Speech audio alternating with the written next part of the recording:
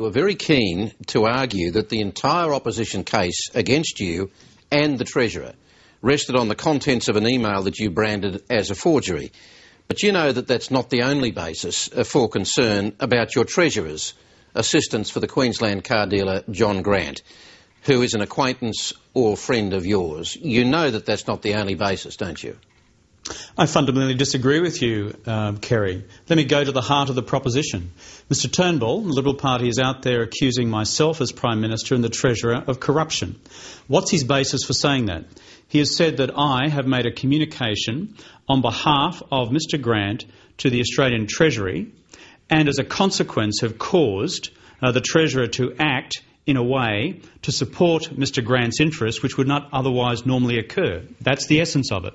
So therefore the core of this entire argument rests on the alleged communication between myself or my office and the Treasury on Mr Grant's behalf. And here are the facts.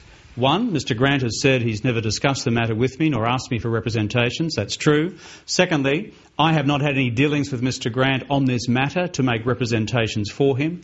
Three, neither have my staff. But four, what Mr Turnbull and the Liberal opposition have said, there's this smoking gun, this email, which exists between myself, my office and the Treasury asking for representations to be made.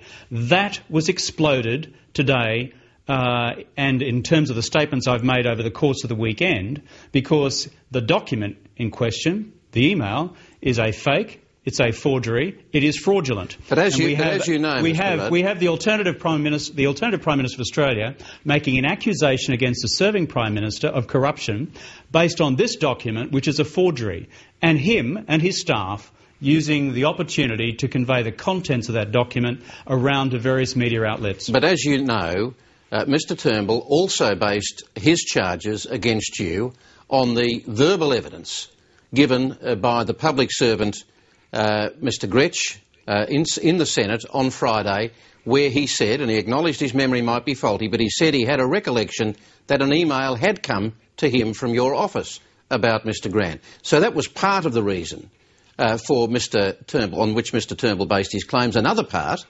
was a series of faxes involving Mr Swan's office and Mr Gretsch. Let me go to the point that you've just raised in terms of what Mr Gretsch, the public servant, had to say last Friday. You're correct to say that in his evidence he said that his recollection might be false or faulty.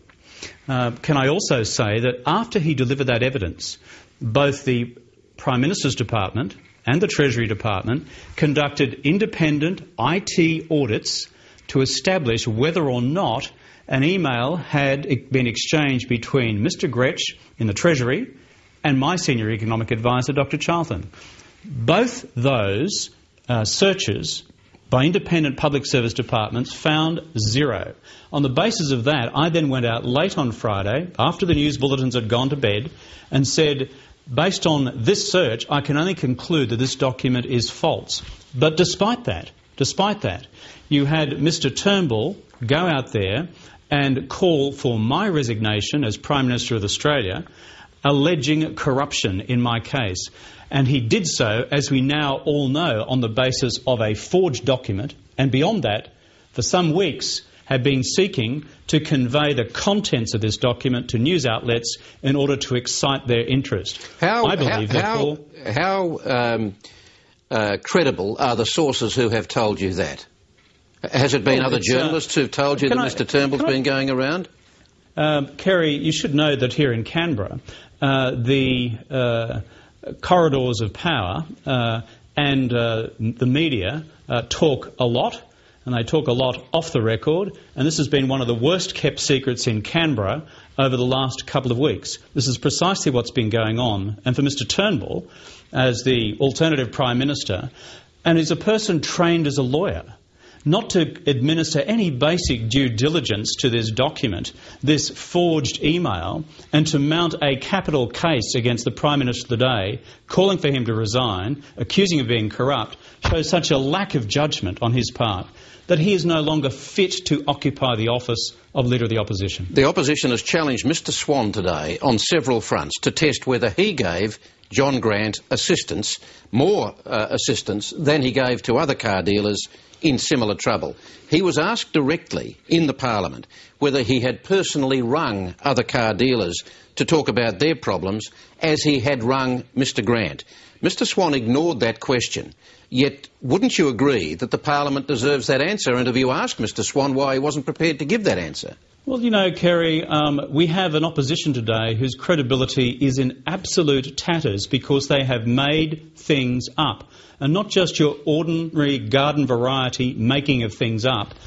Making up an allegation based on a made-up email which goes to an allegation of corruption about the Prime Minister and about the Treasurer. These are no small trifling matters. Their credibility is in absolute tatters. And you go to this question about individual car dealerships. Can I just quote to you from the Motor Trades Association of Australia? Let me just lay this on the line for your viewers. This is quoting from them, Mr Michael Delaney, the Executive Director. He says, "The treatment that Mr Grant, a member of mine, got was no different from the treatment of all of my other members on my intervention on their behalf to Mr Gretsch. They were all treated in the same way and for the same good reason. There was no other way to do these things." He goes on to say, with respect, Mr Rudd, Mr Delaney isn't expected to know everything that passes in private involving bureaucrats in Treasury or Mr Swan, phone calls, emails or whatever. And can I draw your attention... Let me go on to a second point on that, Kerry, which is the number of other representations Mr Swan made as Treasurer. He was acting on behalf of representations from a number of members of Parliament. There were some 130, I think Mr Swan said today, emails from Mr Gretsch to his office concerning these matters over time, a handful of which dealt with the matter of Mr Grant, and there are at least 2 other car dealerships which involved a greater volume of email correspondence. Now, this seems to be of no relevance to the continued campaign of personal smear which Mr Turnbull and the Liberals are engaged in against the Treasurer. It's time. They had the opportunity today to put up or shut up when it came to providing their documentary evidence in terms of this email. They failed. In fact, the email proved to be an absolute forgery. Well, when the opposition says that Wayne Swan rang Mr Grant personally and then asked him were there any other car dealers who he was treating equally that he also rang, Mr Swan ignored the answer. He didn't say yes or no, he ignored it. Kerry, you could pluck 1,000 questions out of the air on any day about multiple transactions between the government, the Treasurer's office and the entire car dealership industry which this special purpose vehicle has been created to support. Remember, why does this vehicle exist? This financing vehicle, because the industry was in diabolical trouble at the end of last year because of the global financial crisis, and it was intended to support the impending withdrawal of 40% of car dealership finance from the market through the return back overseas of 2 major car dealership finance companies. It was established as an industry-wide measure. That is why the evidence I've just referred to then by the head of the Motor Trades Association is highly relevant. It's designed for the entire industry. So you can have Mr Turnbull cherry-pick one argument or one aspect of this after another as he seeks desperately to cover up for the fact that his credibility is in tatters because of this forged email upon which he's based his attack on me. It wasn't just the forged email. There was the imagery that came out of those that Senate committee last Friday was absolutely graphic. There was a senior public servant under pressure who was saying things like, I think I can recall an email from the Prime Minister's office asking for assistance for Mr Grant.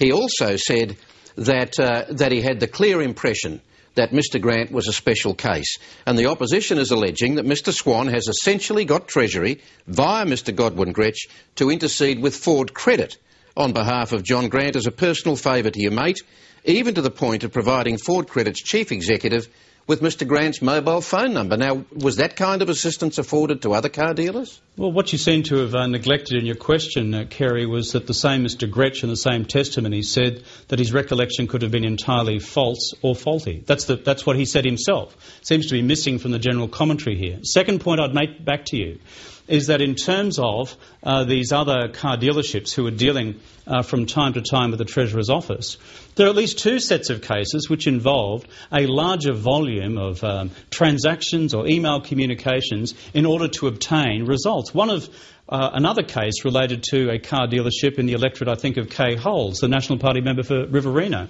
who was exceptionally satisfied, I understand, by the service and support she got from Mr Swan's office. But just on that very case, Mr Rudd, I've had a look at the emails. I've had a look at the emails that were tabled in the Senate. Let me go to the question of Mr Swan's character here. That's what you're seeking to go after. And what I'm saying, I know Mr Swan very well. He is a diligent and exceptionally upstanding treasurer who is seeking to work across the industry here to provide appropriate support in a time of great economic crisis. And can I say, on a day when the Leader of the Opposition's credibility has gone up in a huge explosion, it is remarkable that the Liberal Party can continue to mount a campaign against Mr Swan when, frankly, the senior members of that party, the elder statesmen, Senator Minchin and others, Mr Costello, Mr Nelson, should be tapping Mr Turnbull on the